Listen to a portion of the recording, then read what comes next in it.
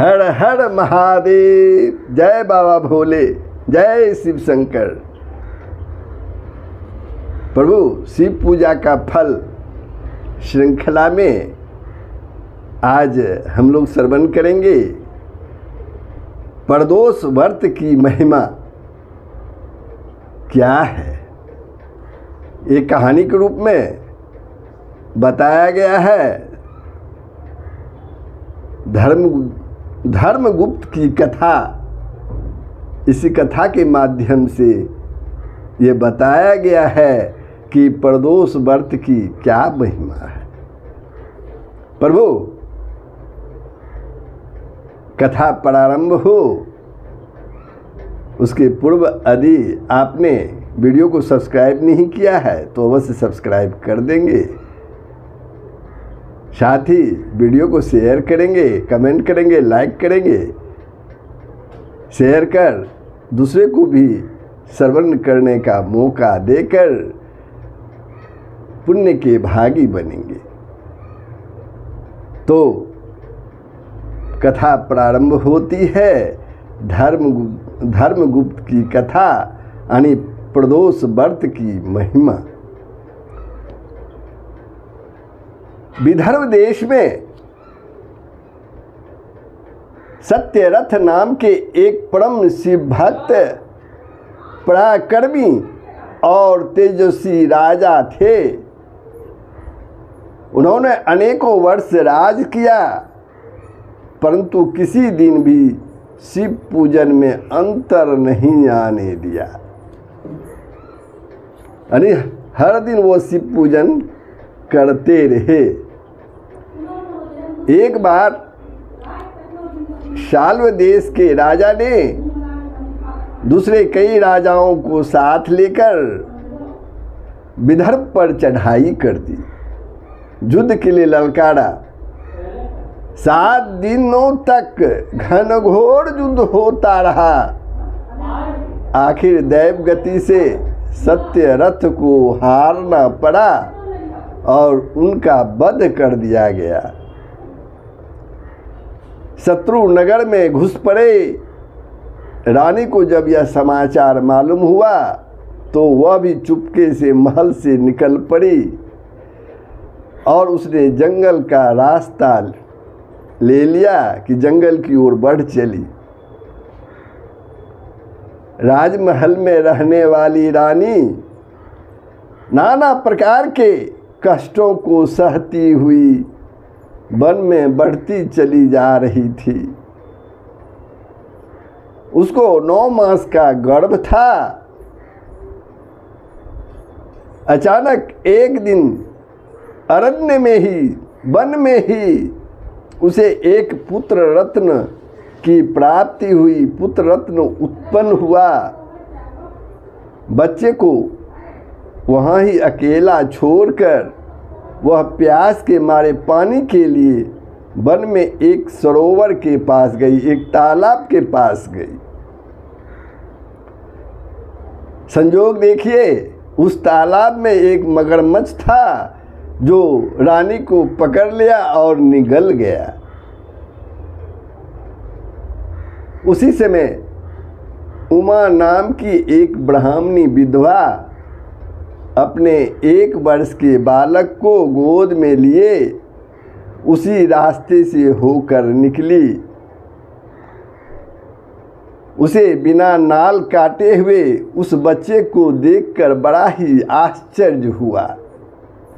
वह सोचने लगी, यदि इस बच्चे को अपने घर ले जाऊं तो लोग मेरा उपहास करेंगे, और न ले जाऊं तो इसे यहीं बाघ, शेर, सियार वगैरह खा जाएंगे।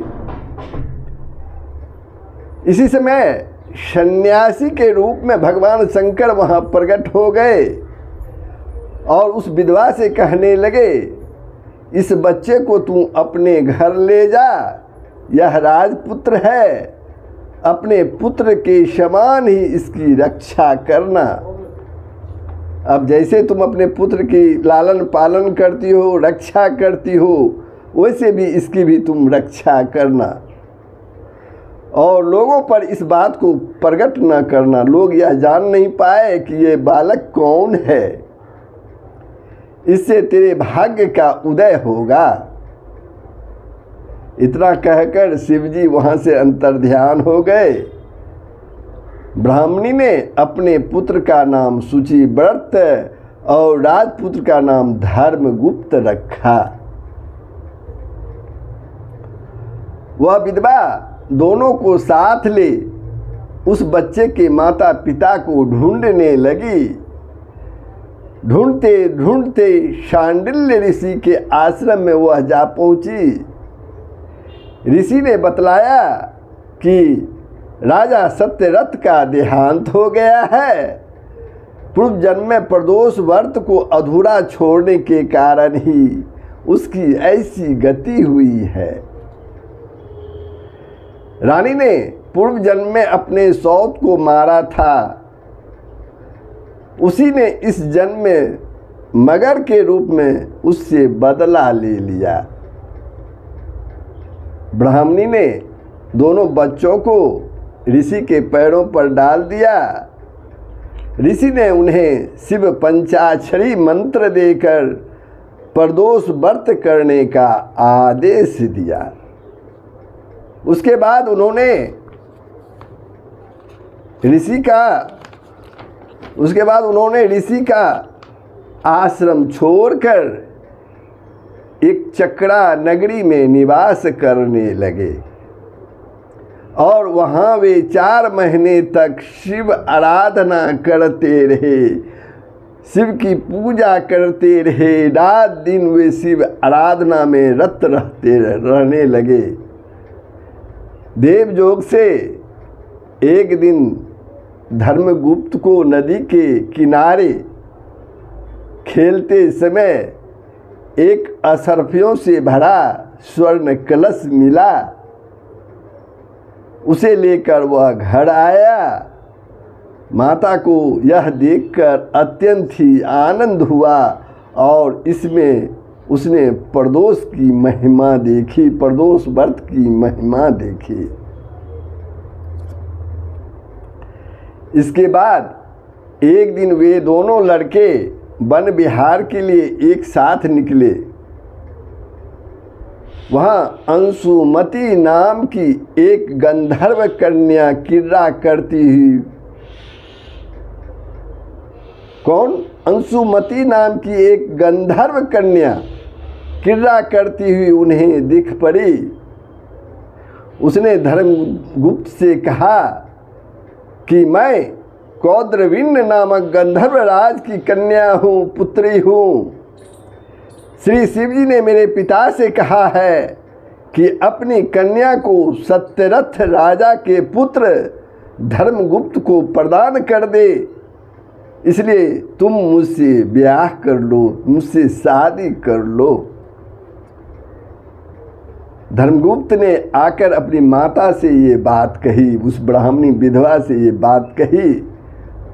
ब्राह्मणी ने इसे शिव पूजा का फल और शांडिल्य मुनि का आशीर्वाद समझा। बड़े ही आनंद से अंशुमती के साथ धर्मगुप्त का ब्याह हो गया। गंधर्वराज ने बहुत धन और अनेकों दास दासी उन्हें प्रदान किए। इसके बाद धर्मगुप्त ने चढ़ाई करके पुनः अपने विदर्भ राज्य को प्राप्त कर लिया और सदा प्रदोष व्रत में शिव आराधना करते हुए वह ब्राह्मणी और उसके पुत्र शुचिव्रत के साथ सैकड़ों वर्षों तक सुख से राज करता रहा और अंत में शिवलोक को पधार गया। तो इस कहानी से यह स्पष्ट है प्रदोष व्रत की क्या महिमा है, इस व्रत को अधूरा छोड़ने पर क्या फल मिला और इस व्रत को करते रहने पर क्या फल मिला। जय बाबा भोले। इस प्रसंग को आप शेयर करेंगे ताकि अन्य शिव भक्त भी इस कहानी का श्रवण कर सके।